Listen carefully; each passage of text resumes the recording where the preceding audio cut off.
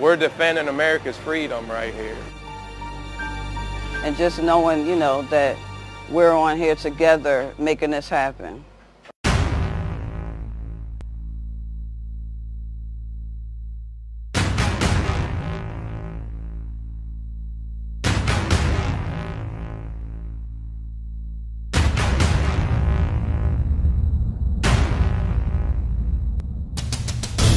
Working on the ship has just been an honor. It's a brand new design, brand new class. He would be very, very proud of this ship, just like I am. You know you get that once-in-a-lifetime chance. You got to go give it everything you got. The foundation that we build today will last the 50-plus years of the life.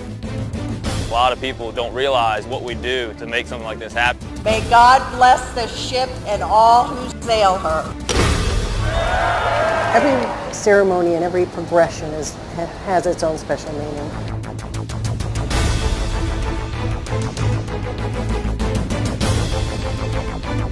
It's pretty amazing what people can do with their hands. And what we do here, to me, is just amazing.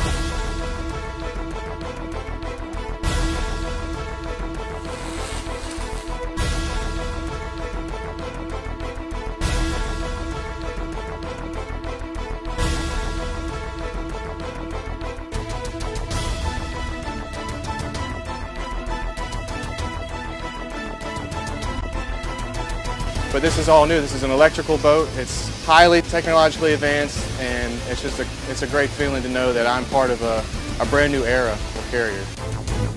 It's very special. To be the first to do something this big and to have everybody looking at it and wondering, hey, is this going to work?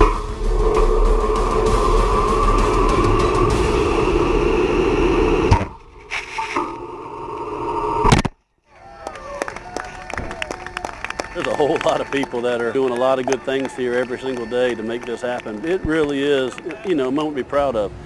That was awesome.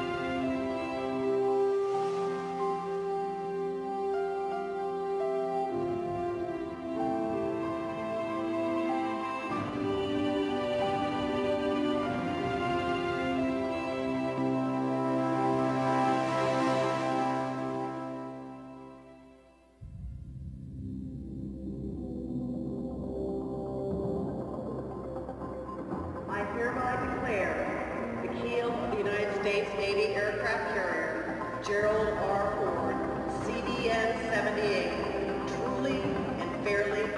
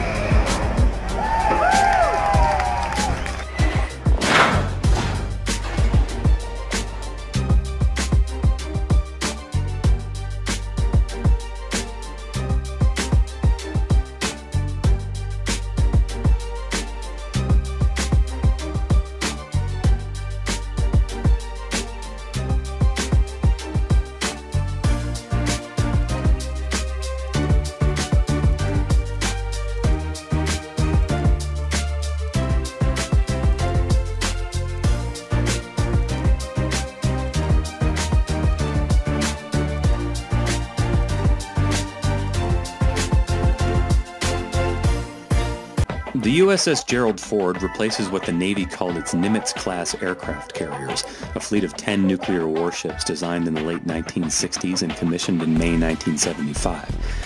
The Nimitz class is still in operation, but in 1996, Navy officials knew they'd need a new ship for the 21st century. The Navy wanted to house at least 75 aircraft on the new ship's deck, and it wanted a better nuclear energy system.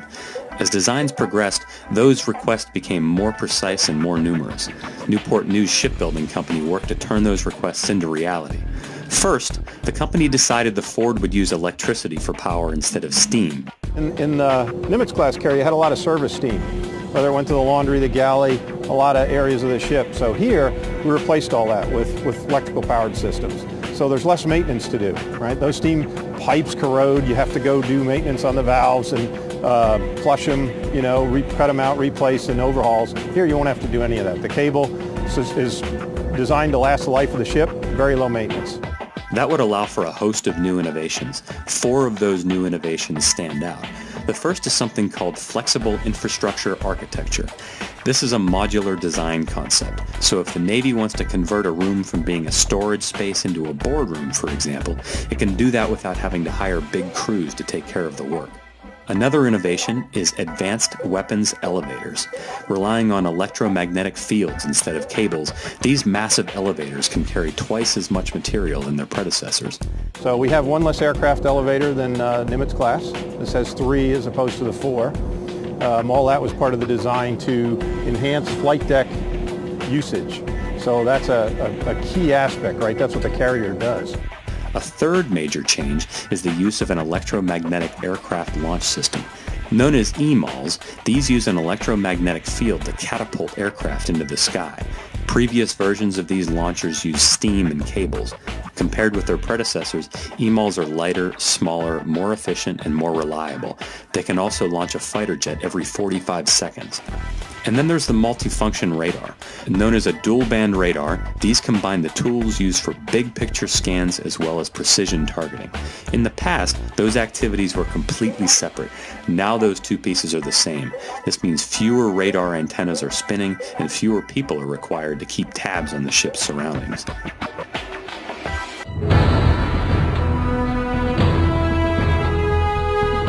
I've had the pleasure to serve on a lot of carriers. I was most recently the executive officer on Harry S. Truman.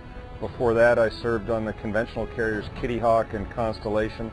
But my first deployment and first carrier that I was ever on was the Theodore Roosevelt. I did that back as a junior officer for Desert Storm. This ship is so different from any other ship that I've ever been on, and that holds true for all of our sailors. You know, no matter how many aircraft carriers you've been on before, you've never been on a Ford-class aircraft carrier. Everything we do is different. We've got a new reactor design. The way we launch and recover aircraft is different. The simple things as far as how we heat the water is different. We've gone to virtually an all-electric ship. It's going to be more networked and more connected, if you will, than any other ship. By moving the island to aft, we've really improved the layout of the flight deck. So when aircraft land, they'll be able to come back, refuel, and rearm in kind of a pit stop type of a model, really kind of modeled after NASCAR. You combine all that, and we've been able to reduce the manpower on this ship, the crew size, by about 600 people. Now, 600 folks is a lot, but when you figure 600 sailors over a 50-plus year life of the ship, and also a design that has streamlined our maintenance requirements and more robustly designed equipment, that's about a $4 to $5 billion savings over the life of the ship in total operational costs. So there is a high bill up front for this carrier, without a doubt, as a first of class, but it is designed from the outset to operate more efficiently and to have greater availability due to the reduced maintenance requirements.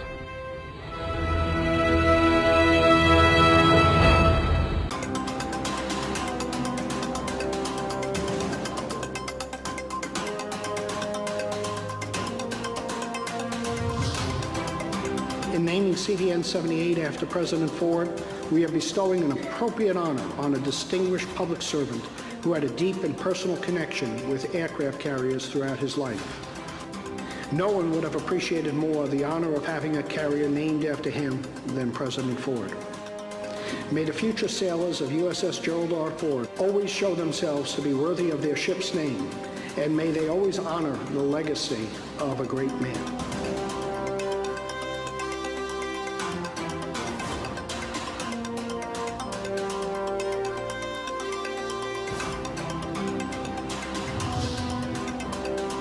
Gerald R. Ford continues our tradition of building quality ships.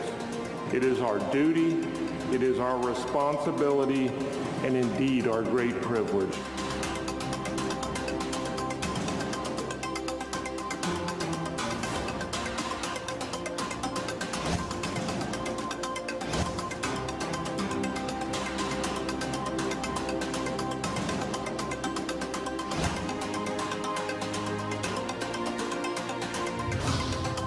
In time of crisis, and there were many during his presidency, President Ford and the presidents that have followed asked this one question: where are the aircraft carriers?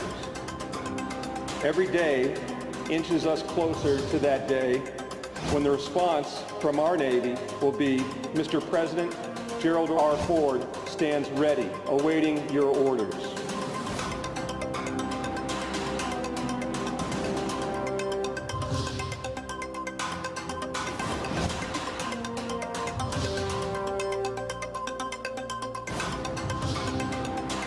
Our Navy remains a symbol of the United States, of our dedicated and skilled sailors, of our technological genius and our massive but controlled military strength, which patrols the oceans of the world on a mission of peace.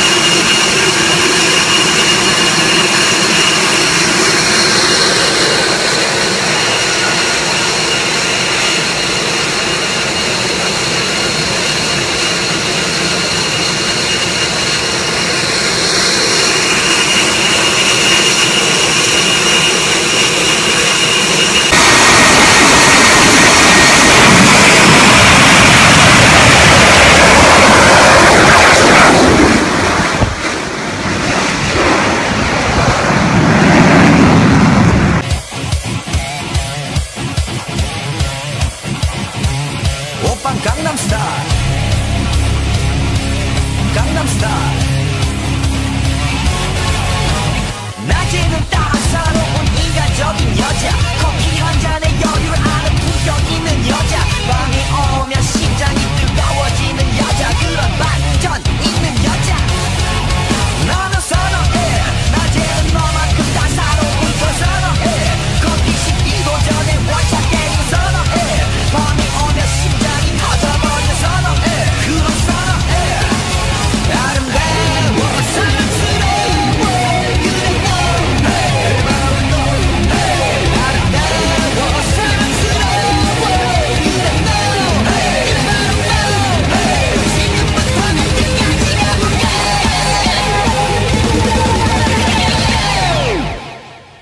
오빤 강남스타일 강남스타일 오빤 강남스타일 강남스타일 오빤 강남스타일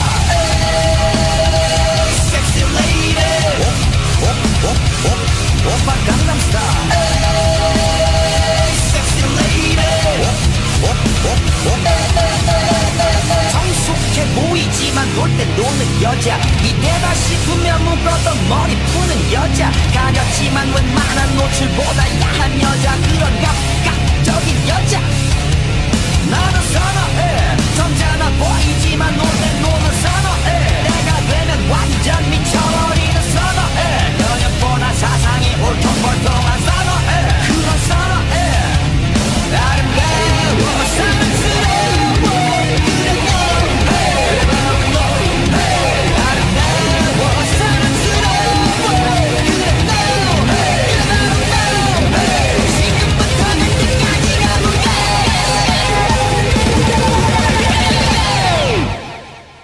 오빤 강남스타일 강남스타일 오빤 강남스타일 강남스타일 오빤 강남스타일 섹시 레이디 오빤 강남스타일 섹시 레이디 뛰는 너그 위에 나는 너 베이베 베이베 나는 뭘좀 아는 너 뛰는 너그 위에 나는 너 베이베 베이베 나는 뭘좀 아는 You know what I'm saying 오빤 강남스타일 섹시 레이디 오빤 강남스타일 섹시 레이디 오빤 강남스타일